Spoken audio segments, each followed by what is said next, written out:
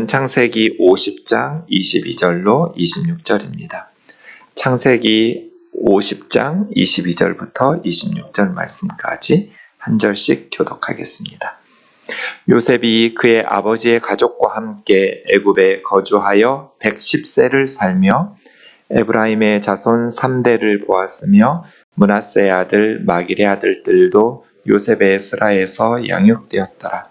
요셉이 그 형제들에게 이르되 나는 죽을 것이나 하나님이 당신들을 돌보시고 당신들을 이 땅에서 인도하여 내사 아브라함과 이삭과 야곱에게 맹세하신 땅에 이르게 하시리라 하고, 요셉이 또 이스라엘 자손에게 맹세시켜 이르기를 하나님이 반드시 당신들을 돌보시리니 당신들은 여기서 내 해골을 메고 올라가겠다 하라 하였더라. 같이요.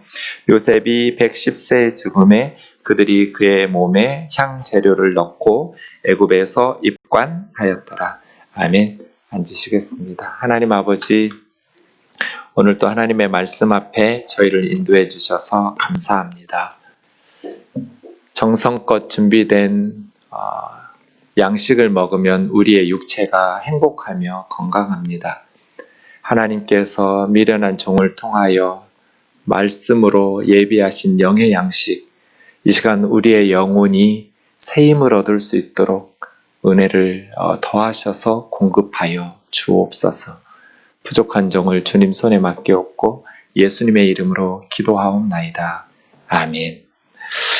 요셉 세 번째 설교 시간입니다. 오늘 마지막 시간인데요.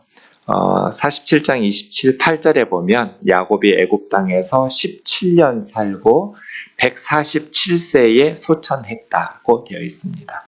그러고 보면 야곱은 요셉이라는 아들과 가나안에서 17년 살다가 아들 요셉이 죽은 줄 알고 아들과 떨어져서 22년 동안 살다가 애굽으로 이주한 후에 17년간 다시 아들 요셉과 함께 살았다라는 것을 볼 수 있습니다. 앞뒤로 17년씩 똑같죠. 아브라함이 가나안 땅으로 이주한 나이가 몇 살이에요? 하란에서 가나안에 왔을 때 아브라함의 나이 75세입니다. 그러니까 아브라함은 아버지 데라와 75년간 살았어요. 가나안 땅에 와서 75세에 와서 100살까지 25년 동안은 아버지도 없이 아들 이삭도 없이 살았어요. 그리고 이삭 아들과 함께 아브라함은 75년을 살다가 175세에 죽었어요.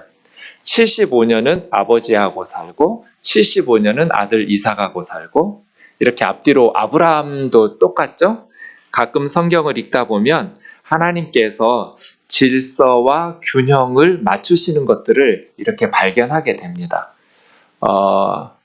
우리 눈에는 그냥 있는 것 같지만 어쩌면 하나님이 그 배후에 질서를 가지고 균형을 맞춰가시는 부분들을 이렇게 깨닫게 되면 좀 이렇게 거기에 어떤 큰 의미를 두기보다는 뭔가 좀 하나님의 섭리랄까요? 하나님의 질서와 균형이랄까요? 이런 것들을 생각하게 됩니다. 아버지 야곱이 소천하셔서 요셉은 가나안 땅 헤브론에 아버지를 장례식을 치릅니다. 먼 길이기 때문에 미이라로 만들어서 부패하지 않도록 그렇게 아버지를 방부 처리를 하면서 70일 동안 애굽에서 준비한 후에 40일은 미이라로 만드는 데 걸린 시간이고요. 30일은 애통하고 애곡하는 애도의 기간을 보낸 후에 가나안 땅으로 올라가서 증조 할아버지 할머니인 아브람과 사라, 할아버지 할머니인 이삭과 리브가가 묻힌 그 헤브론 막벨라 굴의 가족 묘에 아버지 야곱을 장례식을 치르고 돌아옵니다.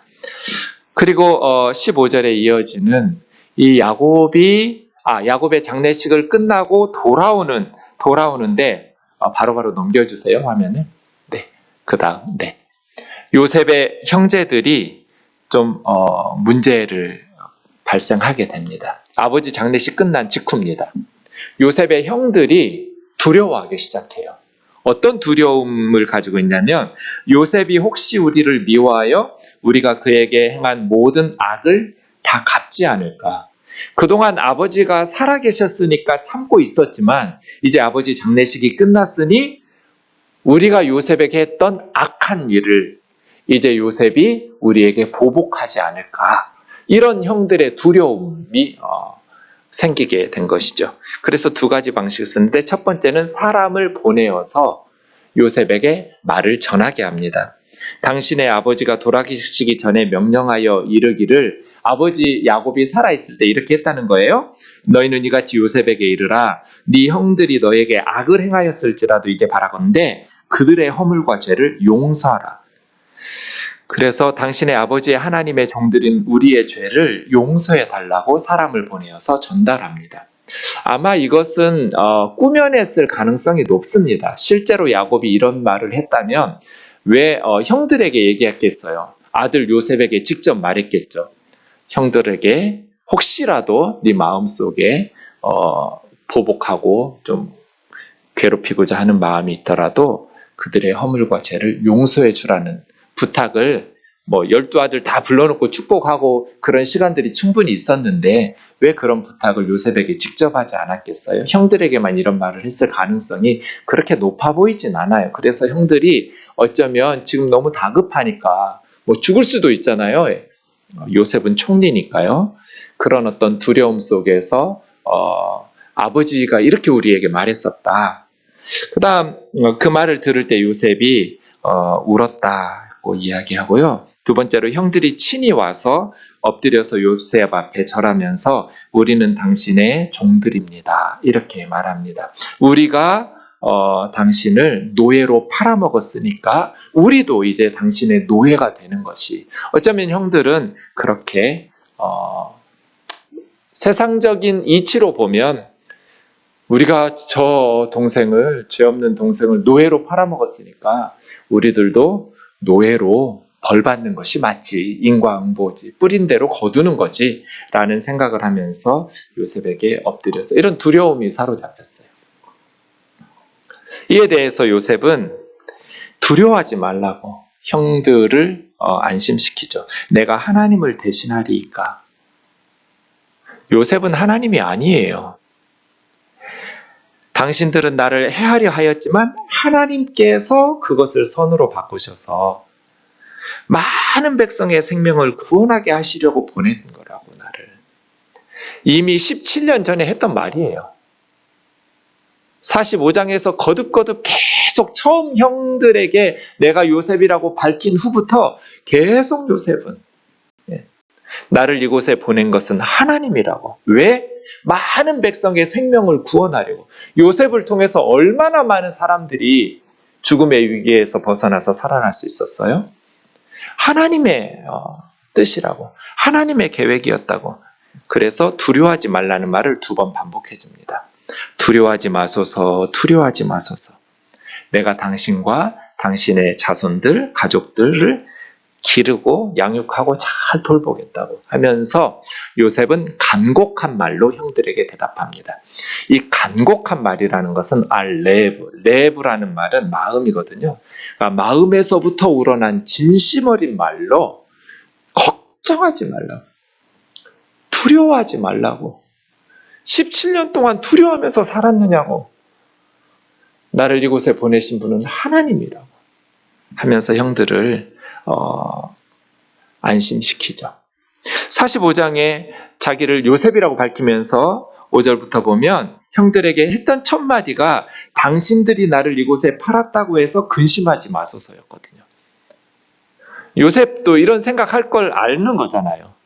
그런 두려움을 형들이 혹여라도 가지고 애굽에 와서 사는 것이 정말 불안하면서 두려움 속에서 떨면서 살까봐 나를 이곳에 팔았다고 해서 근심하지 마소서, 한탄하지 마소서.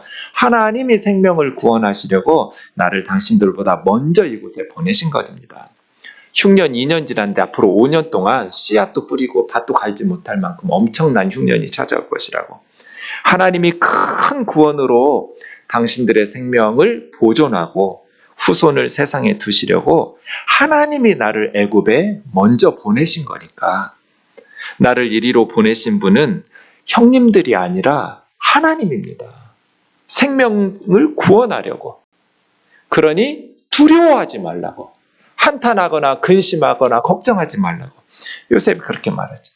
9절에 보면 빨리 지체하지 말고 가나안 땅 아버지에게로 가서 내려오게 하라고. 그래서 나와 함께 가깝게 지내면서 살도록. 그러면 내가 아버지와 아버지 가족과 아버지께 속한 모든 사람들에게 부족함이 없이 돌보겠다고. 이것이 요셉이 형들에게 처음부터 했던 말이잖아요.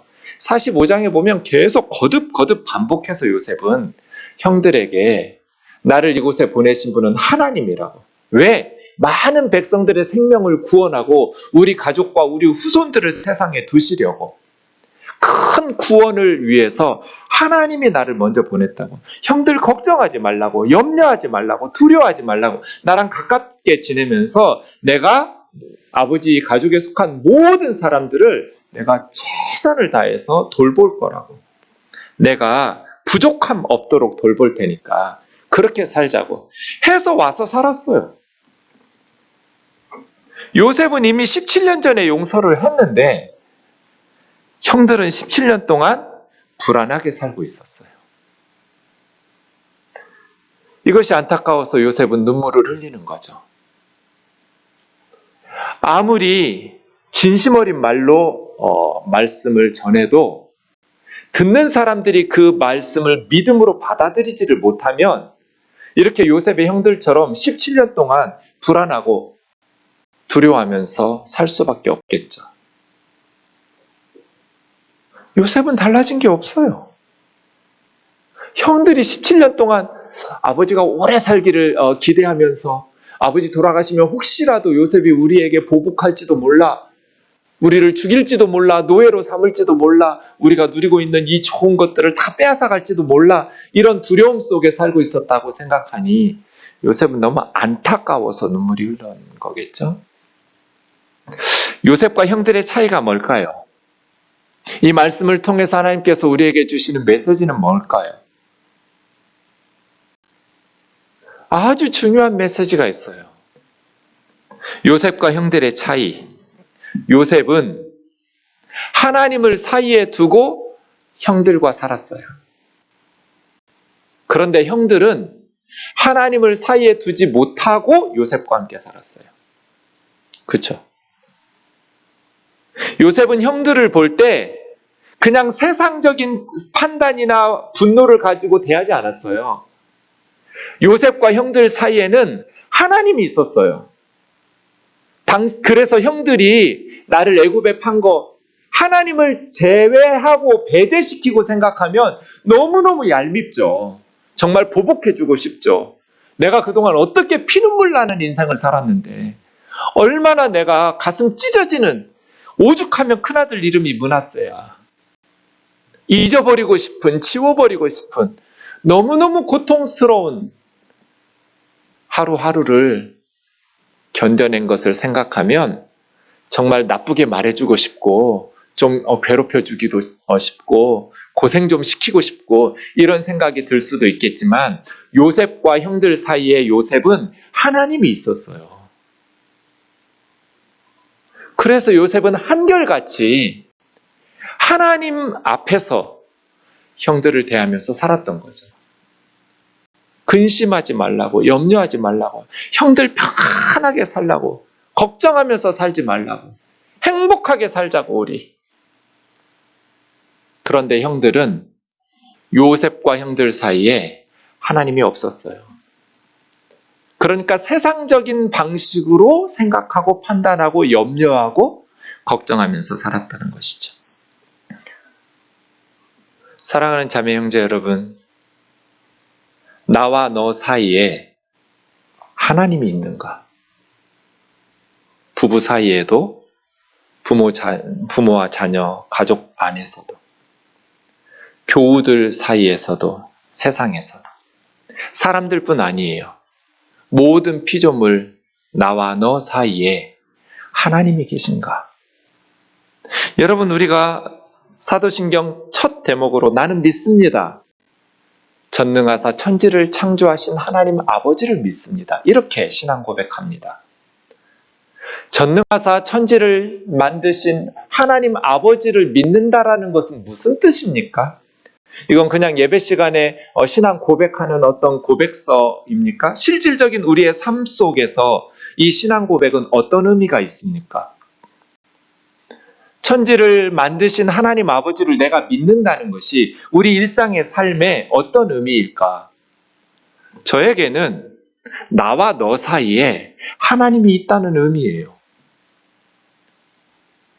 제가 고백하는 천지를 창조하신 하나님 아버지를 내가 믿는다라는 그 신앙의 고백은 나와 너 사이에 하나님이 계신다라는 것에 구체적인 삶의 현장에서는 그렇게 나타납니다. 다른 사람들을 만날 때 요셉이 형들을 대할 때 그 사이에 하나님이 있었던 것처럼 내가 아내를 대할 때 나와 아내 사이에 하나님이 계신 거예요. 하나님이 만드신 하나님 딸이에요. 하나님이 주신 하나님의 소중한 백성이에요. 내가 교우들을 만날 때 나와 교우들 사이에 하나님이 창조하신 하나님이 우리 아버지이시고 나와 너 사이에 하나님이 계시다라는 것을 의식하면서 살아가는 삶의 방식으로 천지를 만드신 하나님 아버지를 내가 믿는다고 고백하는 것이 삶 속에서 드러납니다. 저는 새벽에는 차를 가지고 우리 교우들을 픽업해서 새벽 예배에 나옵니다. 그 시간이 전 너무 행복해요. 제가 목사가 아니었다면 그렇게 비가 오나 눈이 오나 새벽 예배를 하루도 빠지지 않고 그 피곤한데도 그렇게 새벽같이 일어나서 교회 가서 기도하고 교우들 위해서, 나라 위해서, 가족 위해서, 선교사님들 위해서 그렇게 기도할 수 있었을까? 제가 목사이기 때문에 저는 어쩔 수 없이 의무적으로라도 나오겠지만 교우들에게는 그런 의무감도 없잖아요. 그럼에도 불구하고 늘 그렇게 새벽부터 나와서 뭐 목사한테 좋은 얘기도 안 들어요. 우리는 예수 잘 믿는 죄가 있다. 새벽 기도 나오는 죄가 있어서 뭐 적당히 대충 믿는 사람들은 뭐 믿음이 없으니까라고 말하지만 새벽 예배 나오는 우리들은 예수 잘 믿는 우리들은 새벽 예배 기도 날마다 하는 사람이 이렇게 산다고 이런 비난받는다. 그러니 우리는 예수 잘 믿는 죄로 세상에서 함부로 말도 못하고 함부로 행동해서도 안 된다. 뭐 이런 얘기 들어요. 새벽에 나와봐야 제가 좋은 얘기 할 줄을 잘 몰라가지고. 그런데도 비가 오나 눈이 오나 그렇게 새벽을 깨워가면서 너무너무 고마워요. 그분들을 픽업해서 같이 나와서 예배하고 또 끝나면 같이 모셔드리고 이 픽업하는 게 너무 저에게는 행복해요. 그리고 요즘은 아침에 출퇴근할 때는 양재천을 걸어요. 양재천을 걷다 보면 참 다양한 것들이 있어요. 너무 좋아요. 차를 타고 벤츠를 타고 출퇴근하는 사람들이 느낄 수 없는 걷는 사람들만 느낄 수 있는 행복이 있어요. 그런데 나와 저 아이들 사이에 하나님이 계셔요. 하나님이 계시지 않는다면 천지를 만드신 하나님 아버지를 내가 믿지 않는다면 그냥 너는 너고 나는 나일 수 있어요. 참 예쁘네 좋네로 끝날 수 있지만 그 속에 하나님이 계셔서 하나님을 사이에 두고 저는 쟤들하고 대화를 해요. 그래서 제가 주목하는 건 한 송이 꽃들, 보통 사람들의 시선을 끌지 못하는 다음 그림. 얘들인데요. 그냥 흔하디 흔한 어찌 보면 누가 여기 얘를 봐줄 수 있을까? 그런데 저 들풀이 자라고 꽃이 자라는데 쟤들이 저기까지 크느라고 얼마나 온 힘을 다해서 물을 빨아들이고 영양분을 흙으로부터 빨아들이고 얼마나 많은 햇빛을 자기 온몸으로 흡수해들이고 얼마나 많은 비바람을 견뎌내면서 저렇게 컸겠어요. 올 여름 엄청나게 비가 내리고 엄청나게 많은 물이 쏟아졌는데 태풍도 여러 차례 왔는데 다 견뎌낸 애들이잖아요. 너무 기특해요. 전능하사 천지를 만드신 하나님 아버지를 내가 믿는다는 것은 나와 저 아이들 사이에 하나님이 계시다는 뜻이에요. 그래서 하나님을 믿는 사람들이 하루하루가 새롭고 놀랍고 그 생명의 교감 속에서 누리는 풍성함이 없다면 너무 불쌍한 사람들이에요. 온 우주를 만드신 하나님 아버지 안에서 나와 너 사이는 하나님이 계셔서 늘 풍성해요. 늘 새롭고 늘 감동이에요. 그렇게 하나님을 사이에 두고 사는 사람들은 세상을 다르게 봐요. 시인들처럼 봐요. 그냥 보이는 대로만 보이지 않고 보이지 않는 하나님이 그 사이에 있잖아요. 그래서 뭔가 새로운 시각으로 세상을 봐요. 이렇게 잘 보는 사람들이 시인이거든요. 일반 사람들이 보지 못하는 것들을 시인들은 봐요. 여러분 한 번쯤은 들어봄직한 시, 아재 개그 같은 시, 윤희상 선생님이 쓰셨던 소를 웃긴 꽃이라는 시가 있어요. 나주 들판에서 정말 소가 웃더라니까. 꽃이 소를 웃긴 것이지. 풀을 뜯는 소의 발 밑에서 마침 꽃이 핀 거야. 소는 간지러웠던 것이지. 그것만이 아니라 피는 꽃이 소를 살짝 들어 올린 거야. 그래서 소가 꽃 위에 잠시 뜬 셈이지. 하마터면 소가 중심을 잃고 쓰러질 뻔한 것이지. 시인들은 보통 사람들이 보지 못하는 것들을 봐요. 저는 그래서 하나님의 백성들은 시인이 될 수밖에 없다고 생각해요. 하나님의 자녀들은 세상 사람들이 보지 못하는 것을 보거든요. 하나님을 사이에 두고 사는 사람들은 세상을 다르게 봐요. 하나님을 그 사이에 두고 보기 때문이에요. 그래서 관계가 훨씬 더 풍성해져요. 인생이 훨씬 더 풍성해져요. 하나님을 사이에 두고 사는 사람들은 세상을 다르게 볼 뿐 아니라 세상을 다르게 살아요. 단지 세상을 다르게 해석할 뿐 아니라 세상을 다르게 살게 돼요. 윤동주 시인의 서시처럼 별을 노래하는 마음으로 모든 죽어가는 것을 사랑해야지. 모든 죽어가는 것, 세상 사람들이 큰 것, 좋은 것, 남들이 부러워하는 것, 어디를 탐하는 것에 주목할 때 하나님을 사이에 두고 사는 사람들은 이 세상의 모든 죽어가는 것들을 사랑하면서 살게 돼요. 남들이 다 손가락질하고 희망이 없다고 절망하고 있을 때 하나님을 사이에 두고 살아가는 사람들은 그 속에 하나님의 창조의 뜻을 물어요. 하나님께서 저 사람을 세상에 보내신 뜻이 있을 거야. 하나님께서 아무도 주목하지 않는 잡초라고 부르는 들풀 하나를 만드신 뜻이 있을 거야. 사랑해야지. 그리고 나한테 주어진 길을 걸어가야겠다.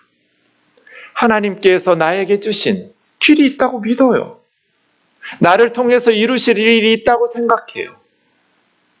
하나님을 사이에 두고 사는 사람들은 세상을 다르게 살아요. 이런 행복이 저와 여러분에게 풍성하기를 주의 이름으로 축원합니다. 하나님의 백성들만 누릴 수 있는, 세상이 알 수 없는 기쁨이에요. 하나님께서 누구 보라고 이 많은 별들을 만드셨겠어요? 우리 은하계 안에 1000억 개가 넘는 별들이 있어요. 은하수 안에. 셀 수 없는, 상상할 수도 없는. 우리가 눈으로 볼 때는 별과 별 사이가 가까운 것 같지만 보통 빛의 속도로 2년, 3년씩 가야만 도달할 수 있는 거리로 떨어져 있는 애들이에요. 그렇게 많은 공간들이 있는 별들이 1000억 개가 넘어요. 우리 은하수 안에. 그런데 우리 은하수와 같은 은하수가 1000억 개 이상 있어요. 별이 1000억 개가 아니라 은하수가 1000억 개. 엄청나게 큰 우주를 만드셨어요, 우리 하나님께서. 누구를 위해서? 우리를 위해서. 그런데 별을 노래할지를 몰라요. 그냥 눈에 보이는 이 넓은 광활한 우주의 스케일로 보면 이 지구, 그것도 서울, 그것도 강남의 뭐 높은 빌딩, 그건 진짜 점이에요, 점. 너무나 작고 사소한 거예요. 아무것도 아니에요, 영혼의 관점에서 보면. 그런데 하나님께서 하나님의 아들 예수 그리스도를 내어주시고 하나님의 아들을 믿으면서 하나님의 자녀로 살아가는 하나님의 백성들이 그 작은 것에 집중하고 거기에 희노애락을 다 담느라고 이 엄청난 별을 노래하는 마음이 없어요. 이걸 누리지를 못해요. 이 풀 한 송이 속에 들어있는 그 아이가 얼마나 많이 애쓰고 노력했는지, 그냥 남의 노력으로 자라온 풀과 나무는 하나도 없어요. 각자 자기의 힘을 다해서, 온 힘을 다해서 태풍을 견뎌내고 뜨거운 여름에 떼약볕을 견뎌내고 메마른 가뭄을 견뎌내고 그렇게 아름답게 피어내는 꽃들을 노래하는 마음이 없다면 우리 너무 불쌍하게 사는 거 아닌가요? 코로나를 통해서 하나님께서 온 지구를 스탑시켜버리신 이유는 그동안 너희들의 삶과 신앙을 다시 한번 반추하라는 뜻 아닐까요? 계속 그렇게 살아도 되겠는지 한번 생각해 보라는 쉬는 시간 주시는 것 같아요. 어떻게 살아야 될까요? 더 생명이 풍성한 삶을 살았으면 좋겠어요. 더 생명이 풍성하다라는 것은 어떤 의미인가요? 하나님을 사이에 두고 모든 사물과 모든 생명체에게 공감하면서 누리면서 살아가는 것 아닌가요? 나와 너가 없어져 버리는 게 생명 아닌가요? 우리 속에 있는 원소가 13가지예요. 산소, 탄소, 질소, 많은 것들이 있죠. 이것들이 다 지구상에 있는 것들이에요. 거기서 들어와서 나가요. 이렇게 순환해요. 공기가 들어왔다가 내 속에서 밖으로 빠져나가요. 그게 다시 나무에게 들어갔다가 또 빠져나와요. 이런 순환이 없는 건 생명이 없는 거예요. 바위 같은 것들은 들어갔다 나가는 게 없으니까 죽어있는 사물이에요. 더 이상 들어가지도 나오지도 못하는 애들은 생명이 없어요. 그러나 모든 생명체는 들어갔다 나왔다. 그래서 오늘 내 것이 내일은 너의 것이 돼요. 오늘 너의 것이 내일은 나의 것이 돼요. 그렇게 해서 먹고 나의 몸이 되고 또 배설돼서 나가서 너의 몸이 되고, 우리는 다 하나로 연결되어 있어서 그 모든 것이 하나님의 창조 섭리 속에서 미워하고 남이라는 타인의식을 가지고 정죄하고 죽이려고 하고 이기려고 하는 것들은 이 세상에서 살면서 어쩔 수 없이 경쟁을 피할 수는 없지만 하나님의 백성들은 경쟁을 최소화시켜가면서 모두 함께 더불어 함께 나와 너라는 타인의식이 아니라 나와 너 사이에 하나님이 계시고 나와 너는 하나로 연결되어 있다라는 것들을 누리면서 풍성한 생명을 더불어 함께 누리는 거죠. 내 안에 있는 생명만 가지고 누리려 한다면 너무나 작아요. 그런데 하나님은 내 안에 있는 생명만 내 것만 가지고 살도록 하지 않으셨어요. 우리 모두 함께 더불어 함께. 요셉은 하나님을 사이에 두고 형들을 만났고 형들은 하나님을 사이에 두지 못하고 요셉을 만났어요. 사랑하는 자매 형제 여러분, 나와 너 사이에, 나와 이 모든 우주 사이에 하나님을 사이에 두고 전능하사 천지를 창조하신 하나님 아버지를 내가 믿사오며 하나님께서 창조하셨고 하나님께서 우리를 위하여 두신 우리의 삶을 소중히 여기고 너의 삶을 소중히 여기면서 값지게 행복하게 살아갈 수 있기를 원합니다. 좋은 차를 타는 행복도 있지만 걸어다니는 행복도 있습니다. 두 번째, 22절 보겠습니다. 요셉이 아버지와 함께 애굽에 110세를 살며 에브라임 자손 3대 보았고 므낫세의 아들 마길의 아들들도 스라에서 양육되었더라. 요셉의 마지막 유언이 24절부터 나옵니다. 형제들에게 나는 죽을 것이나 하나님이 당신들을 돌보시고 당신들을 이 땅에서 인도하여 내서 아브라함과 이삭과 야곱에게 맹세하신 땅에 이르게 하실 겁니다. 요셉이 또 이스라엘 자손에게 맹세시키면서 하나님이 반드시 당신들을 돌보시리니 당신들은 여기서 내 해골을 메고 올라가겠다고 맹세하라고. 그렇게 마지막 예언을 하고 유언을 하고 26절에 110세에 죽습니다. 족장들의 나이 계산을 합니다. 제가 아까도 하나님의 시간에 균형과 질서를 발견할 수 있다. 가끔씩 그런 걸 깨달으면 참 재밌다. 성경 읽을 때 말씀드렸는데 아브라함 175세에 죽었고 이삭 180에 죽었고 야곱은 147에 죽었고 요셉은 110세에 죽었습니다. 여기에 숫자로 이렇게 계산들을 해냅니다. 이런 걸 생각해내는 사람들도 참 특이하죠. 175는 5 곱하기 5 곱하기 7이에요. 이삭은 180은 거기서 1씩 늘어갔고 끝에는 서수로 2가 줄어들었어요. 야곱은 앞부분은 1이 또 늘어났고 끝은 3으로 다시 2가 줄어들었어요. 요셉은 5 곱하기 5 더하기 6 곱하기 6 더하기 7 곱하기 7 거기에 끝은 7, 5, 3, 1 이렇게 또 서수로 줄어들었어요. 그럼 110세가 돼요. 정말 하나님께서 이렇게 의도하셨나? 저는 그렇다고 믿지만 아니어도 상관없어요. 하나님의 균형, 질서 이런 것들을 발견하게 된다. 요셉의 유언은 두 가지죠.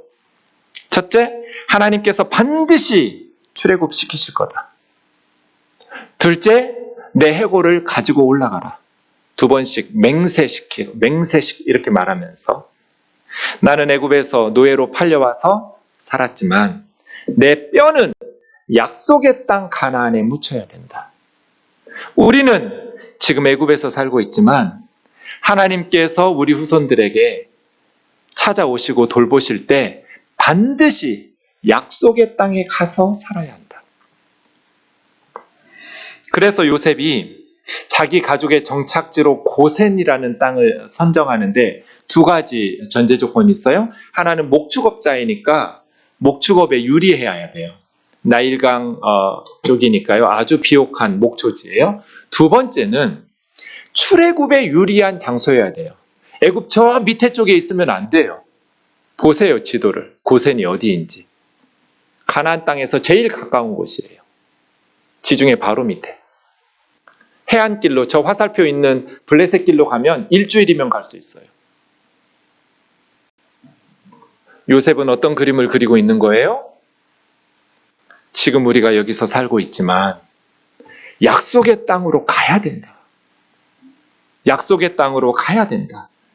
그래서 출애굽기 13장에 보면 모세가 출애굽할 때 요셉의 유고를 가지고 갑니다. 이는 요셉이 이스라엘 자손으로 단단히 맹세하게 하여 이르기를 하나님이 반드시 너희를 찾아오시리니 너희는 내 유고를 여기서 가지고 나가라 하였습니다. 해서 모세가 요셉의 유고를 가지고 가서 세겜 땅에 장례식을 치르게 됩니다. 시편 105편에 요셉에 대한 시편이 하나 나옵니다. 하나님께서 한 사람을 앞서 보내셨으며 요셉이 종으로 팔렸다다. 하나님께서 그 백성들을 위해서 그 가족을 살리시려고 한 사람 요셉을 앞서서 보내셨죠. 요셉의 발에 착고가 차고 그의 몸은 쇠사슬에 매였으니 곧 여호와의 말씀이 응할 때까지라. 그 말씀이 그를 단련하였도다. 하나님의 말씀이 요셉을 단련하였도다. 요셉은 17년 동안 받았던 신앙교육으로 애굽에는 하나님 아는 사람 없어요. 다 우상 숭배자들만 있어요. 그곳에서 하나님의 말씀으로 단련되면서 살아가게 된 것입니다. 왕이 사람을 보내어 석방시켰고 통치자가 그를 자유롭게 하였도다. 그 집의 주관자로 삼아 모든 소유를 관리하게 하고 요셉의 뜻대로 모든 신하 다스리고 요셉의 지혜로 장로들을 교훈하게 하였도다. 그렇게 이스라엘 야곱의 가족이 가나안 땅에서 애굽으로 들어가게 되었죠. 하나님의 말씀, 요셉은 하나님의 말씀을 알고 있었어요. 창세기 15장에 자기 증조 할아버지 아브라함에게 하나님께서 약속하신 말씀이 있어요. 너는 반드시 알라. 네 자손이 이방에서 계게 되어 그들을 섬기겠고 400년 동안 내 자손을 괴롭히리니 섬기는 나라를 내가 징벌하면 큰 재물을 이끌고 나올 것이다. 이런 말씀의 근거에서 요셉은 반드시 하나님께서 우리에게 찾아오셔서 약속의 땅으로 데리고 갈 거다. 그때 내 해골을 가지고 올라가라고요. 유언을 남기고 죽는 거예요. 하나님께서 아브라함에게 또 뭐라 말씀하셨어요? 15절? 너는 장수하다가 평안히 조상에게 돌아가 장사될 것이요 너의 자손이 4대 만에 이 땅으로 돌아올 것이다. 이는 아모리 족속의 죄악이 아직 가득하지 않기 때문에, 가나안 족속의 죄가 아직 많지도 않은데 내가 너희와 너희 가족에게 이 가나안 땅을 주겠다고 죄도 없는 애들을 몰아낼 수는 없어. 그러니 너희는 이방 땅에, 그의 애굽이에요. 요셉은 이 말씀을 알았기 때문에 하나님의 말씀으로 우리 가족들이 여기서, 만약에 요셉의 지도하에 야곱의 가족이 애굽으로 와서 살지 않았다면, 가나안 땅에 그대로 있었다면 12명 중에 몇 명이나 천국에 갈 수 있었을까요? 38장의 유다 스토리를 보면 그의 형제들 중에 유다는 굉장히 똘똘한 사람임에도 불구하고 가나안 사람하고 똑같이 삽니다. 이스마엘이나 별반 에서나 별반 차이가 없어요. 완전히 가나안 문화와 종교에 동화돼 버려요. 아마 유다뿐 아니라 다른 형제들도 그렇게 살았을 거예요. 이스마엘처럼 에서처럼. 요셉 때문에 애굽에 내려와서 고센 땅에서 요셉의 지혜로 가르치고 교훈하고 그런 하나님의 말씀으로 양육되었기 때문에 430년 만에 출애굽했을 때 이스라엘은 하나님의 백성의 정체성을 그대로 가지고 살게 되었던 것이죠. 요셉이 그 가족이 국가를 형성하는, 가족들이 번성하기 시작하는 초창기에 이 70명 내려온 사람들을 완전히 하나님의 말씀으로 세뇌교육시킨 거예요. 그게 하나님의 나라예요. 요셉의 신앙교육하에서 하나님께서 아브라함에게 그렇게 이방인들을 섬기게 되고 종살이하게 되고, 그러나 내가 그 민족을 징벌하게 되면 큰 재물을 이끌고 다시 이 땅으로 돌아오게 될 것이다. 너의 생전이 아니라 너의 후손들이 400년 만에. 그러면서 하나님께서 타는 횃불이 쪼갠 고기 사이로 지나가시면서 아브라함에게 맹세하셨어요. 내가 이 약속을 지키지 않으면 쪼개고 죽을 거라고. 이 짐승들처럼 하나님의 열심히 이루실 것이라고 맹세하신 그 말씀을 요셉은 알고, 하나님께서 반드시 우리 후손들 가운데 찾아오셔서 출애굽시키실 것이다. 그때 내 해골을 가지고 올라가서 내 뼈를 약속의 땅에 묻어달라고. 모세오경의 주제는 지상에 세워지는 하나님의 나라예요. 하나님의 나라에 세 가지 요소가 있죠. 하나님 나라에 국민이 있어야 돼요. 백성. 그래서 모세오경은 계속 씨에 대해서 하나님이 약속하세요. 하늘의 별과 같은, 바다의 모래와 같은. 또 땅에 대해서 계속 이야기하시는 것은 영토가 있어야 되니까요. 약속의 땅이 있어야 지상에 하나님의 나라가 세워지죠. 나머지 하나는 주권이에요. 그 나라의 통치권은 하나님에게 있는 것이죠. 하나님의 나라는 죽어서 가는 어떤 공간이 아니라 하나님의 통치예요. 성경에서 말씀하시는 하나님의 나라는 하나님의 주권, 하나님의 통치. 교회가 하나님의 나라가 되려면 하나님이 왕이시고 하나님의 통치, 하나님의 주권이 시행돼야 돼요. 교회만 왔다 갔다 한다고 해서 하나님 나라가 아니에요. 자기 마음대로 자기가 왕인 것처럼 자기 욕심대로 사는 것은 하나님 나라가 아니니까요. 하나님이 왕이 아니고 자기가 왕일 테니까요. 요셉이 하나님의 큰 사람인 이유는 애굽의 총리로 살았기 때문이 아니라 하나님 나라의 비전을 가지고 살았기 때문이에요. 하나님 나라의 꿈이 있었어요, 요셉은. 이 세상에 누리다가 사라져버릴 권세가 아니라 영원히 무너지지 않는 하나님의 나라예요. 하나님께서 반드시 우리를 찾아오실 것이다. 그리고 그때 우리는 애굽에서 약속의 땅으로 올라가야 된다. 그때 내 뼈를 가지고 올라가라고. 마태복음 11장에 예수님께서는 여자가 난 이 중에 세례 요한보다 더 큰 이가 없다고 그랬어요. 가장 위대한 사람 세례 요한. 왜냐하면 세례 요한의 사역 때문이에요. 예수님 바로 앞에 와서 예수님이 오실 길을 닦아내는 세례 요한의 사역 때문에. 그러나 천국에서는 하나님의 나라죠. 가장 작은 자도 세례 요한보다 더 큰 자예요.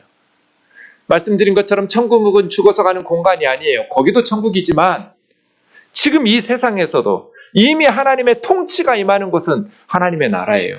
그래서 주님은 하나님의 나라가 가까이 왔다고, 이미 너희 가운데 임하였다고 말씀하셨어요. 예수 그리스도의 십자가와 부활을 통해서 성취돼 버린 하나님의 나라, 예수 그리스도의 사역을 통해서 이 땅 가운데 임하신 하나님의 나라, 세례요한은 그 전에서 사역을 예비하는 자이죠. 과거 구약에 속한 자들 중에 세례요한이 가장 위대해요. 그러나 하나님의 나라에서는 가장 작은 자도 세례요한보다도 더 위대해요. 세상에 어떤 정치인이나 어떤 재벌이나 어떤 지식인보다, 어떤 능력을 가진 사람들보다 예수님을 믿는 어린아이가 더 위대해요. 하나님 나라 백성이니까요. 지난 3번에 걸쳐서 저는 요셉 스토리를 설교했습니다. 하나님의 큰 그림, 하나님께서 요셉을 통해서 큰 그림을 그리고 계셨는데 그 큰 그림의 목적은 하나님의 큰 구원이었습니다. 하나님의 큰 그림은 요셉이 고난받는 데 있지 않았습니다. 그거보다 컸습니다. 그 가정이 회복되는 데 있지 않았습니다. 그거보다 컸습니다. 많은 사람들을 살리는 데 있지 않았습니다. 그거보다 컸습니다. 영원한 하나님의 나라를 이루는 거였습니다. 예수 그리스도까지 이어지는 하나님의 큰 구원, 영원한 구원을 하나님은 큰 그림으로 그리고 계셨습니다. 그 하나님의 큰 그림을 위한 하나님의 큰 구원에 하나님의 큰 사람이었던 요셉이 쓰임받았습니다. 하나님께서 이 땅을 우리에게 주셨지만 살기 좋은 이 애굽 땅, 에덴 동산으로 부릅니다. 구약에서 애굽 땅은 너무나 비옥하고 좋으니까요. 그러나 여기가 아니라 약속의 땅으로 올라가야 된다. 하나님의 나라를 바라볼 수 있는 하나님의 큰 구원을 그리고 저와 여러분의 삶이 되기를 원합니다. 하나님의 나라를 위해서 살아가고 있습니까?